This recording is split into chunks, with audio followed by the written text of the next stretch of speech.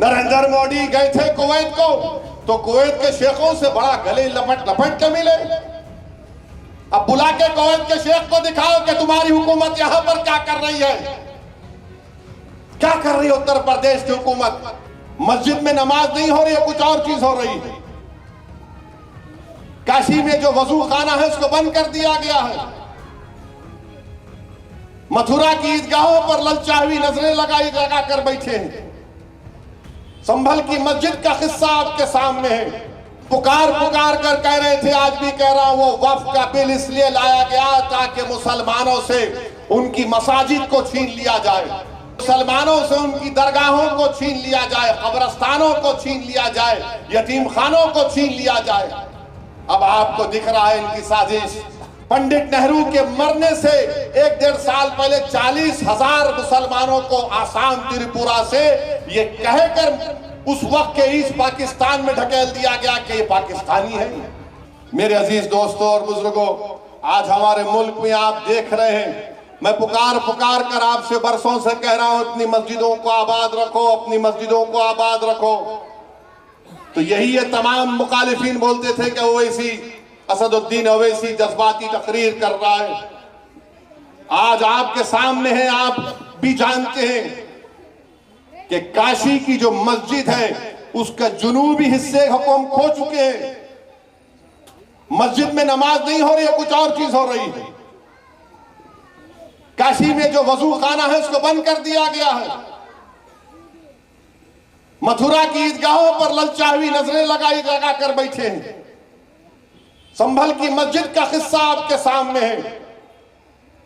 एक ही दिन में केस पड़ता है, 1.5 घंटे में ऑर्डर हो जाता है, 1 घंटे के अंदर सर्वे हो जाता है और 5 लोगों को गोली मारकर शहीद कर दिया जाता है। इससे भी दिल नहीं भरा तो मस्जिद, संभल की मस्जिद के सामने, संभल की मस्जिद आसार कदीमा का प्रोटेक्टेड मॉन्यूमेंट है। प्रोटेक्टेड मॉन्यूमेंट का कानून यह है कि उसके 100 मीटर के अतराफ में कोई तामीरी नहीं हो सकता। यह पार्लियामेंट का कानून है। मगर यह कौन सी संभल की पुलिस है जो आसार कदीमा के प्रोटेक्टेड मस्जिद के 100 मीटर नहीं बल्कि उसके 5 फीट के फासले पर आउटपोस्ट बना रहे हैं, और वो आउटपोस्ट वक्फ की जमीन में बना रहे हैं। मुरादाबाद के 39A में वो वक्फ का दर्ज है, सुन्नी वक्फ बोर्ड में दर्ज है, वहां पर संभल की पुलिस बना रही। नरेंद्र मोदी गए थे कुवैत को, तो कुवैत के शेखों से बड़ा गले लपट लपट के मिले। अब बुला के कुवैत के शेख को दिखाओ कि तुम्हारी हुकूमत यहां पर क्या कर रही है। क्या कर रही है उत्तर प्रदेश की हुकूमत? क्यों आउटपोस्ट बना रहे हैं संभल में? ताकि पीछे जो बाउली निकली है उसका रास्ता बंद करना चाहते हैं। अरे वक्फ की जायदाद पर, तुम जमीन पर जो वक्फ औलाद है, अब ये नया बिल जो हुकूमत लाई है उसमें वक्फ औलाद को मुकम्मल कमजोर करके रख दिया गया। पुकार पुकार कर कह रहे थे, आज भी कह रहा हूं, वो वक्फ का बिल इसलिए लाया गया ताकि मुसलमानों से उनकी मसाजिद को छीन लिया जाए, ताकि मुसलमानों से उनकी दरगाहों को छीन लिया जाए, कब्रस्तानों को छीन लिया जाए, यतीम खानों को छीन लिया जाए। अब आपको दिख रहा है इनकी साजिश कि संभल की मस्जिद के सामने जो जमीन है वो वक्फ औलाद है। इसीलिए इस बिल में लाया गया था कि वक्फ औलाद को कमजोर करके रख देंगे। अब वहां पे कलेक्टर साहब बोल रहे कि नहीं नहीं, हमारे को कोई कागज दिखाई नहीं। अब कलेक्टर साहब, आपको जो देखना चाह रहे आप देख रहे, जो नहीं देखना चाह रहे नहीं देख रहे। आप जो आपको बीजेपी योगी बोल रही है वही आप देख रहे। मगर 95 एक्ट के तहत सुन्नी वक्फ बोर्ड के मुरादाबाद में 39A में जमीन रजिस्टर्ड है। मेरे अजीज दोस्तों और बुजुर्गों, अपने इत्तेहाद को मजबूत रखिए।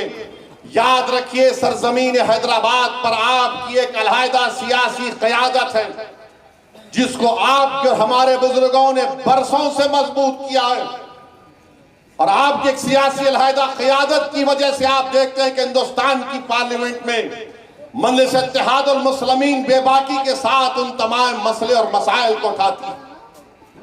हालिया पार्लियामेंट का सेशन हुआ, हमारे आईन के, संविधान के 75 साल को मनाया गया।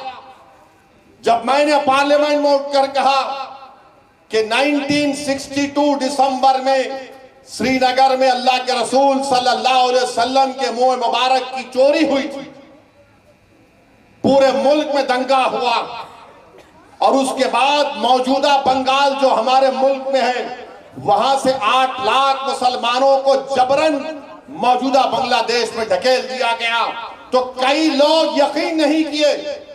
मेरे घर पर आए, बोले आपने कहा कैसा है, मतलब ये सबूत है, ये कागज है हुकूमत हिंद का उस वक्त का, बताओ झूठ है क्या ये? खामोश हो गए। पुरानी पार्टी के बड़े चाहने वाले भी थे, बोले ये कहां से निकाल के लाते आप?